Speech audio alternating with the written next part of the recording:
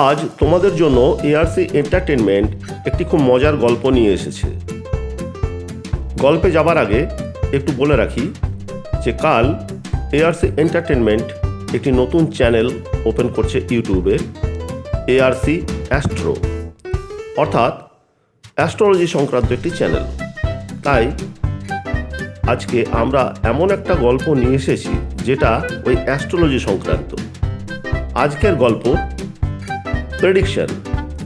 আজকে গল্প পাঠে আমার সঙ্গে থাকছেন সন্তোষ কুমার দাস, সোনালী চন্দ্র, রাজেশ দত্ত এবং গল্পের সূত্রধার আমি অর্ধেন্দু। তাহলে আর দেরি না করে চলো শুরু করা যাক। শুরু হচ্ছে আজকের গল্প প্রেডিকশন। বাড়িটা শহর থেকে একটু দূরেই, ওই যে খানাখন্দে ভরা রাস্তাটা যেটা সোজা ডান দিকে বেঁকে চলে গেছে ঝাড়খণ্ডের দিকে, ওই ঠিক মোড়ের মুখেই রয়েছে একটা মলিন ছোট্টখাটো বাড়ি। আশেপাশে দু চার ঘর আছে বটে লোকজন, তবে কম। এই বাড়ির সামনে যদি আপনি এগিয়ে যান তাহলে দেখতে পাবেন দেওয়ালে টাঙানো আছে একটা টিনের বোর্ড, তাতে লেখা পণ্ডিত রামপ্রসাদ শর্মা।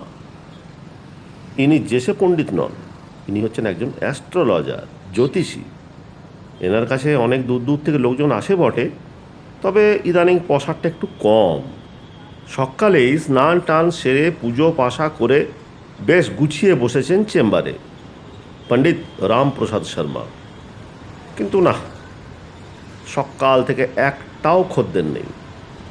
কি আর করা যায়, বসে বসে মাছি মারছেন, আর মাঝে মাঝে ভেতরে স্ত্রী লাজবন্তীকে ডেকে চায়ের হুকুম করছেন। এমন সময় দরজার সামনে একটি ছায়া দেখা গেল। একটি মধ্যবয়স্ক লোক প্রবেশ করলো এই চেম্বারের ভেতরে। নড়ে চড়ে বসলেন রামপ্রসাদ। দিনের প্রথম মুরগি ও থুড়ি খদ্দের এসেছেন, অতিথি দেবভব। লোকটি এসে গুরুজিকে প্রণাম করে তার ঝোলা থেকে একটি কুষ্ঠি বের করলো। নমস্কার গুরুজি, খুব সমস্যায় পড়ে আপনার কাছে এসেছি, কিছু উপায় করুন। লোকটির হাত থেকে কুষ্ঠিখানা নিয়ে উনি নিচে রাখলেন তার টেবিলটির উপর, ছোট্ট টেবিলটির উপরে। তার পাশে আরও দু চারটা কুষ্ঠি রয়েছে।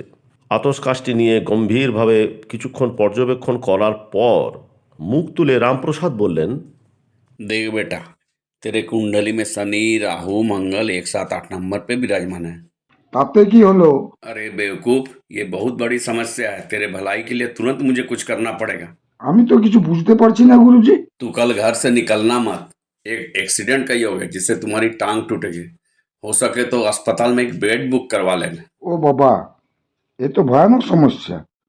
তাহলে কি করব গুরুজি, আমাকে বাঁচান। अभी तू बाजार जा और कुछ पूजा सामग्री खरीद के ला। तेरे लिए मुझे पूजा करना पड़ेगा। ये ले पकड़। তা মোটামুটি কত খরচ হবে গুরুজি? कम से कम 5,000 तो लगेंगे। প্যান্টের পকেট, জামার পকেট সমস্ত খুঁজে পেতে লোকটি এবার বলল, না গুরুজি, অত টাকা তো আমার কাছে নেই। কাল তো আমাদের বেতনই। এখন আমার কাছে, দাঁড়ান দেখি, এই যে 137 টাকা 12 আনার মতো আছে, এটা এখন রাখুন।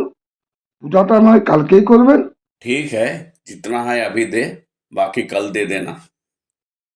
37 টাকা 12 আনা পকেটে রেখে বাকি 100 টাকা পণ্ডিতজির চরণে রেখে লোকটি ঘর থেকে দ্রুত বেরিয়ে গেল।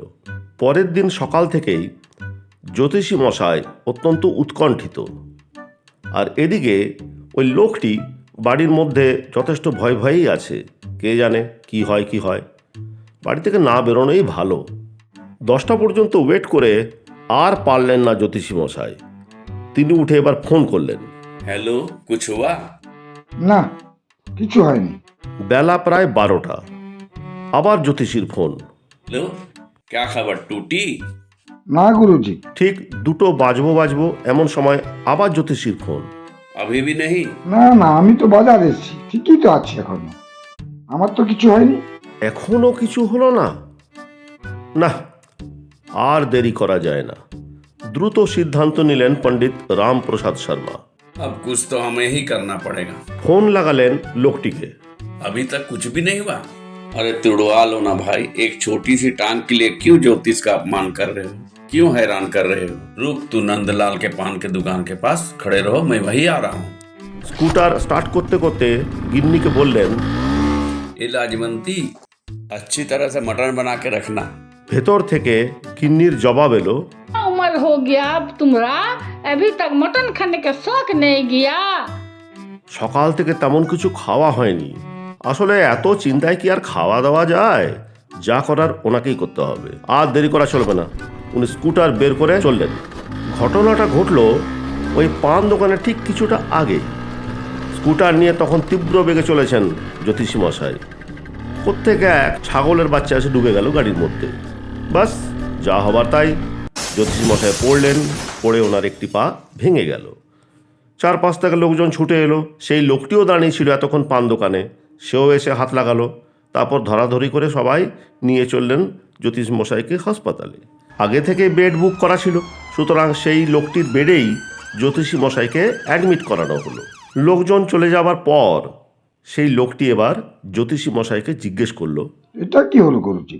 আমার বদলে আপনারই পা ভেঙে গেল। উত্তরটা আর জ্যোতিষী মশাইকে দিতে হলো না। ইতিমধ্যে হাসপাতালে পৌঁছেছেন স্ত্রী লাজবন্তী। ওনার কাছ থেকে উত্তরটা পাওয়া গেল।